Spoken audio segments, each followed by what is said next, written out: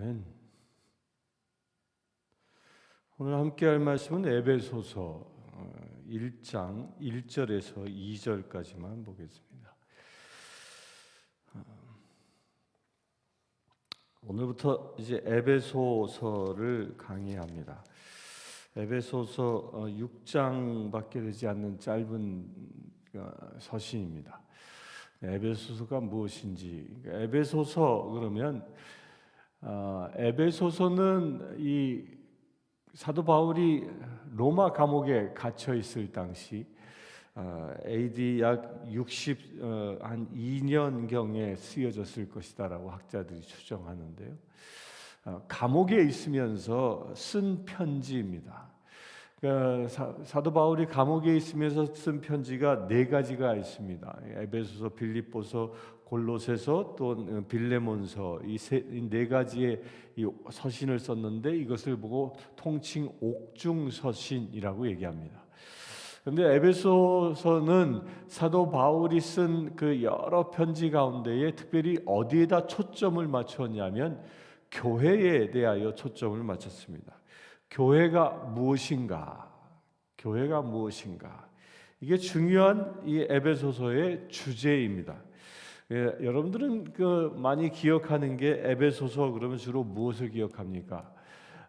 이 결혼식 할 때에 이 본문으로 많이 사용되어지는 게 이 에베소서죠. 여기에 부부의 문제, 가정의 문제 이런 이야기들을 쭉 다루고 있기 때문에 이 가정 문제에 대하여 이 많이 쓰고 있는 것이 에베소서다라고 얘기할 수 있습니다. 그런데 사도 바울이 가정에 비유하여 쓰고 있는 게 뭐냐면 그것은 바로 이 가정을 통해서 이 교회의 위상이 무엇인지를 보여주고 있는 겁니다. 교회가 어떤 곳이냐라는 겁니다. 교회는 교회의 진정한 모습이 무엇인가를 주제로 쓰고 있습니다. 그래서 이 교회 곧 당시에 이 에베소는 이방인들도 있었고 유대인들도 있었습니다. 그들이 어떻게 하나 되어져서 그리스도의 몸된 지체가 되어야 하는지에 관하여 기록하고 있는 겁니다. 당시에는 유대인과 이방인이 서로 하나 되어진다는 것은 거의 불가능한 일이었습니다. 유대인들은 아주 배타적인 사람들이었기 때문에 서로 하나 되어질 수 없었습니다. 또한 이방인들 또한 유대인들과 어울릴 수 없었던 존재였습니다. 이방인과 유대인들은 서로 외모부터 이 복색부터 달랐기 때문에 너무 다른 사람들입니다. 또한 그들이 가지고 있었던 그 신관, 삶의 습관 이것이 완전히 다른 사람들이었던 거죠. 그렇게 다른 사람들이 한 공동체로 교회라는 공동체로 부름받았을 때에 그들이 어떻게 말씀 안에서 융화되어지고 하나 되어져야 하는지 곧 한 몸 이루는 교회가 어떤 위상인지에 관하여 기록하고 있는 것이 에베소입니다. 그래서 이 에베소의 이 핵심 단어가 뭐냐면 이게 하나 되는 겁니다. 우리가 어떻게 하나 되어져야 하는가? 서로 다른 사람들이 만나 하나 되어지는 것. 이건 현대 교회도 마찬가지입니다. 여기는 이제 이민 교회이긴 하지만 우리 교회에 이민 온 사람들도 보면 한국 사람이다 할지라도 그들의 이 성장 배경, 성장지, 사고방식, 세대 다 다르지 않습니까? 다 다른 사람들이 모이는 곳입니다. 또한 이곳에 온 이유도 다 다릅니다. 그런 사람들이 모이는 곳입니다. 이런 사람들이 모여서 어떻게 우리가 하나 되어져 예수 그리스도의 몸된 지체로 이 세상에 주님의 사명을 잘 감당할 수 있겠는가? 그 답을 에베소서에서 찾을 수 있다는 겁니다. 그래서 에베소서가 강조하고 있는 것은 주님도 한 분이요, 믿음도 하나요, 또한 세례도 하나라는 이 사실을 끊임없이 강조합니다. 이것이 무엇을 얘기하는 거예요? 우리가 나를 구원하신 분은 예수 그리스도이시고 그분이 우리의 머리 되셨기 때문에 그분을 통하여 우리는 서로 하나 되어지는 것이다. 머리를 통해서 온 몸이 되어지는 것처럼 우리 각자는 서로 각기 다른 모습일지라도 예수 그리스도의 말씀에 의하여, 예수 그리스도의 그 명령에 의하여, 곧 예수 그리스도의 그 사명에 의하여 서로 연결되어져 있는 유기체라는 겁니다. 이것이 교회라는 것이죠. 저와 여러분의 모습은 다릅니다. 각자가 다 다릅니다. 그러나 우리를 다스리시는 우리를 다스리시는 분은 예수 그리스도이기 때문에 그분을 통하여 그분을 연결고리로 하여 우리는 하나 되어져 있는 관계임을 이야기합니다. 믿음도 하나다라는 것을 끊임없이 강조하는데요. 무엇을 믿는 것입니까? 예수 그리스도의 십자가의 은혜로 우리가 구원받았다라는 이 믿음을 얘기하는 것입니다. 우리가 구원받은 사람으로 이 세상을 살아가는데 어떻게 살아갑니까? 예수 그리스도를 통하여. 오직 구원은 예수 그리스도에게 있음을 강조하고 있는 것입니다. 예수 그리스도 그 이외에는 어떠한 구원도 예수 그리스도를 통하지 아니하고는 구원에 이를 수 없다라는 오직 예수를 강조하고 있는 것이 또한 에베소서입니다. 그리하여 우리가 오직 예수 그리스도, 그 예수 그리스도의 그 십자가의 길을 함께 가는 존재가 우리 그리스도인이기에 그렇게 같은 길을 가고 있는 공동체에 이어서 우리는 하나 되어졌다라는 것을 강조합니다.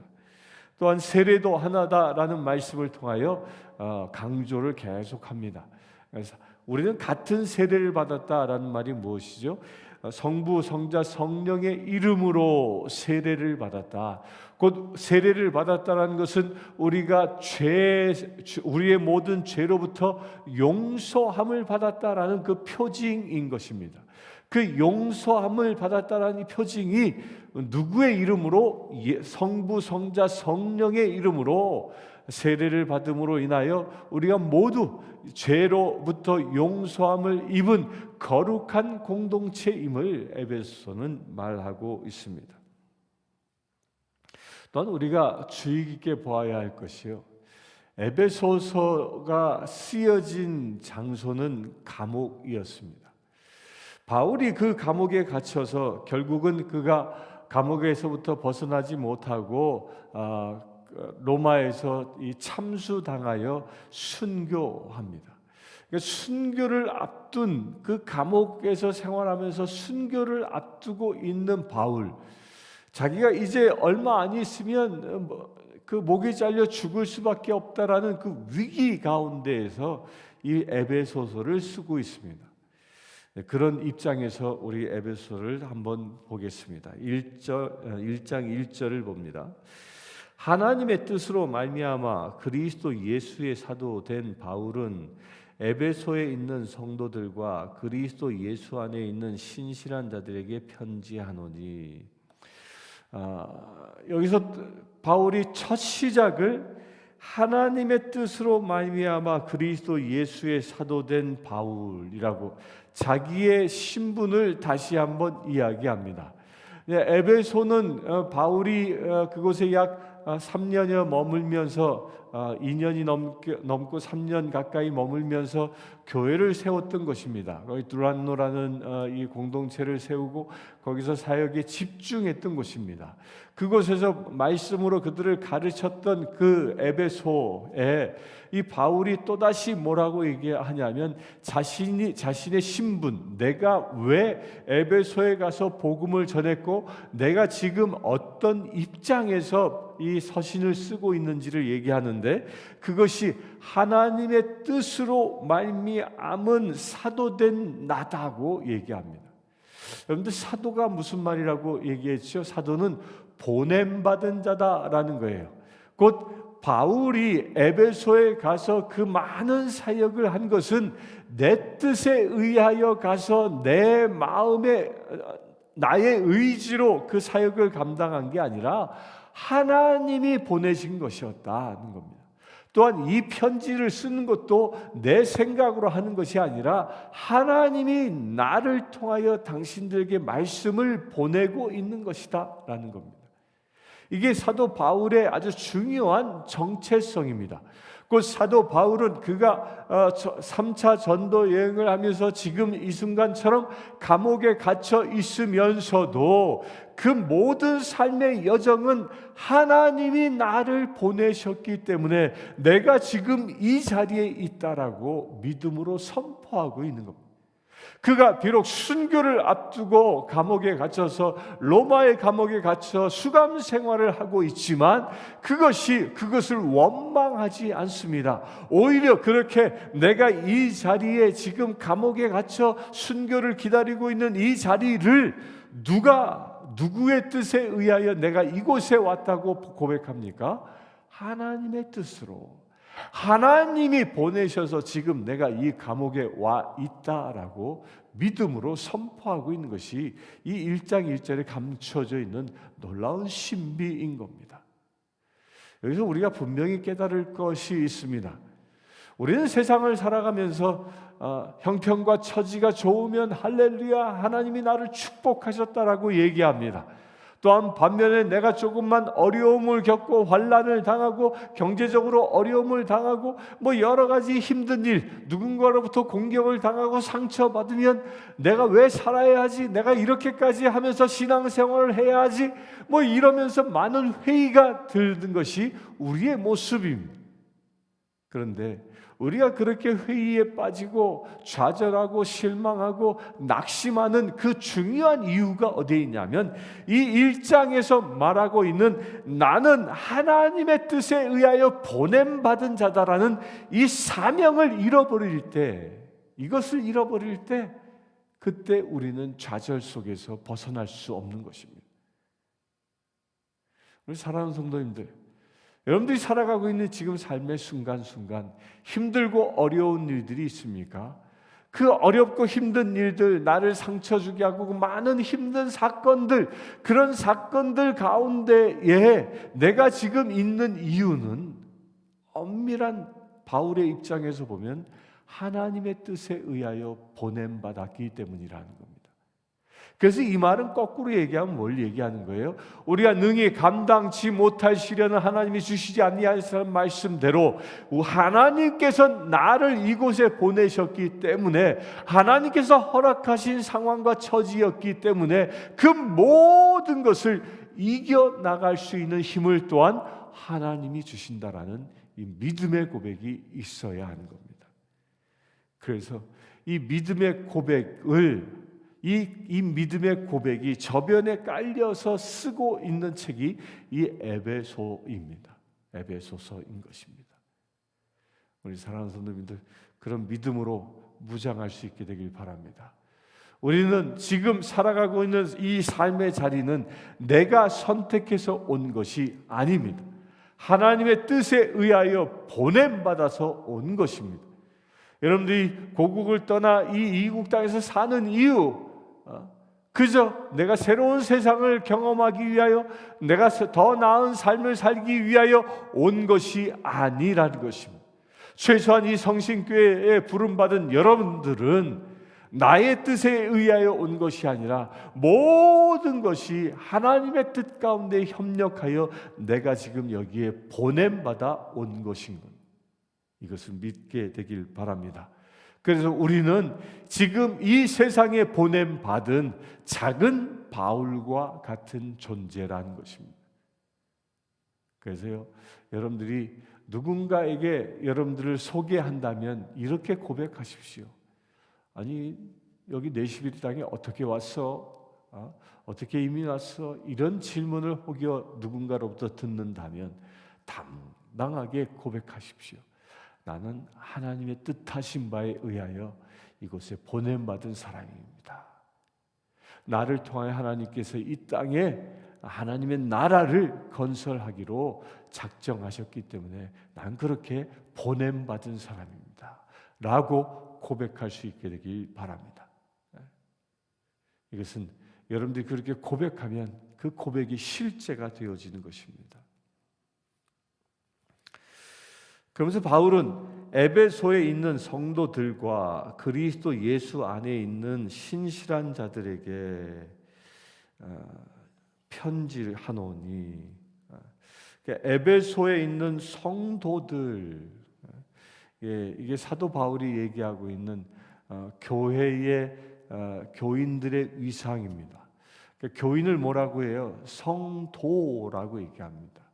이 성도라는 말은 성 거룩할 성자에 무리 도자를 쓰는 겁니다. 그 에베소의 교회를 이루고 있는 모든 신자들은 거룩한 무리다라는 겁니다. 곧 교회의 신자들은 all saint라는 겁니다. 모두가 다 거룩한 자다, 성자다라는 것입니다. 여러분들 이걸 믿으시길 바랍니다.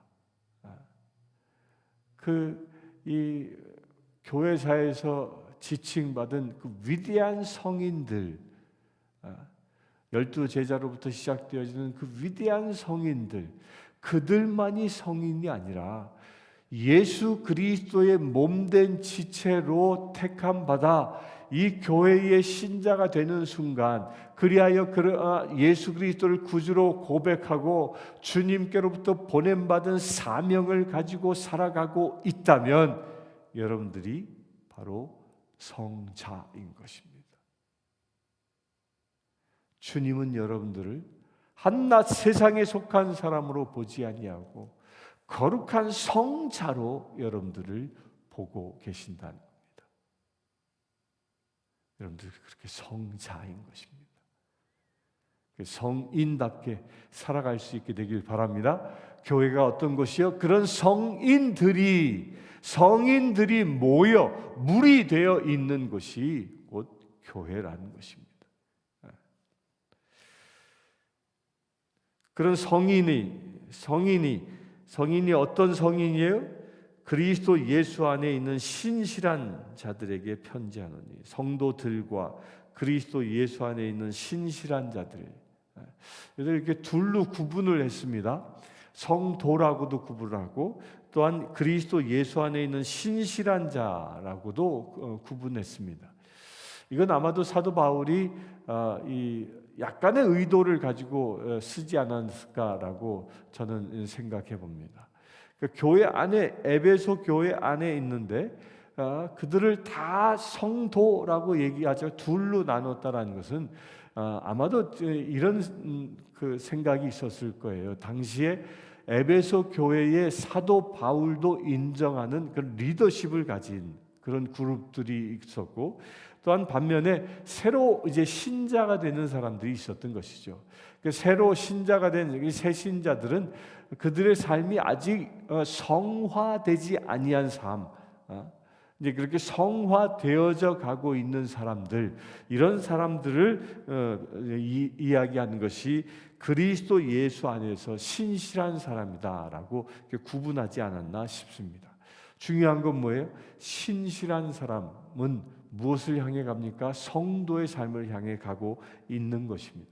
그들 모두는 다 그들이 구별되는 존재가 아니라 에베소 교회 안에 한 지체다라는 겁니다.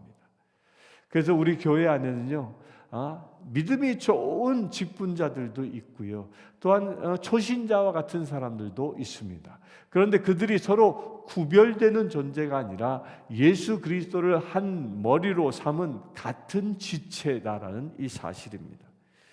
그렇게 우리가 믿음으로 살아가길 바랍니다. 2절 봅니다. 하나님 우리 아버지와 예수 그리스도로부터 은혜와 평강이 너희에게 있을지어다. 은혜, 값없이 주어지는 구원을 얘기한 겁니다. 평강, 그렇게 구원을 받았을 때 누리는 우리의 삶의 현상들을 얘기하는 겁니다. 여러분들, 하나님으로부터 값없이 주어진 은혜로 구원받고 그 구원받은 자로 이 세상에서 피스메이커로 살아갈 수 있게 되길 바랍니다. 평강을 누리고 평강을 만들어가는 그런 삶이 이루어지길 바랍니다. 그런데 그렇게 은혜와 평강이 누구로부터 온다? 하나님과 예수 그리스도, 곧 하나님께로부터 주어지는 것이다 라는 겁니다. 제가 서두에 말씀드렸지만 지금 바울은 감옥에서 순교의 날을 기다리고 있는 그런 처지에서 이 편지를 쓰고 있는데, 이 편지를 쓰고 있는 이 바울은 그 순교를 앞두고 있는 그 삶의 순간에서도 은혜와 평강을 이야기하고 있다는 겁니다. 이것은 무엇을 얘기하는 겁니까? 순교의 순간에 서 있어도 바울의 심령은 하나님의 구원받은 그 은혜 가운데 있었고, 또한 하나님께서 주시는 그 평강 가운데에 조금도 흔들리지 아니하고 주님의 나라를 지금도 경험하고 누리고 있다는 것입니다. 어디에서? 감옥에서. 우리도 여기에 도전받을 수 있게 되길 바랍니다. 우리가 살아가고 있는 삶의 자리가 비록 감옥과 같을지라도 바울처럼 하나님의 은혜를 찬양하고, 바울처럼 주님이 주신 그 평강을 누리고, 또한 그 평강을 만들어가는 그 피스메이커의 사역을 감당할 수 있게 되길 바랍니다. 내가 어떠한 환난과 고통 가운데 있어도 우리는 그를 통하여 트러블 메이커가 되는 것이 아니라 그 가운데에서도 나를 인도해 주시는 그 하나님의 손길을 발견하여 그 손길 가운데 주의 평화를 누리고 피스메이커, 평화를 일구는 자의 삶을 오늘도 살아갈 수 있게 되기를 주님의 이름으로 축원합니다. 잠시 기도하겠습니다. 주 아버지 하나님, 오늘 말씀을 통하여 에베소 교인처럼 되라 권면하셨습니다. 아버지 하나님, 우리가 모두 거룩한 지체들로 서기를 원합니다. 성도로 택함 받았으니 성도답게 살아가기를 원합니다. 또한 은혜와 평강 가운데 머물러 하셨사오니 구원의 은혜와 또한 평강을 이루는 믿음의 삶을 살아가기를 원합니다. 오늘 하루 결신한 귀한 지체들, 오늘 하루를 통하여 하나님의 크신 은혜를 누리게 하시고 평강을 이루어 나가 이 땅을 하나님의 나라를 만들어가는 놀라운 은혜의 삶이 이루어지게 하여 주시옵소서. 우리 주 예수 그리스도의 이름으로 기도드리옵나이다. 아멘. 지금 우리 주 예수 그리스도의 은혜와 하나님의 크신 사랑과 성령님의 감화 감동 교통 치유하심이 이 시간 예배하고 있는 주의 사랑하는 모든 지체들 위해 지금부터 영원토록 함께 하실지어다.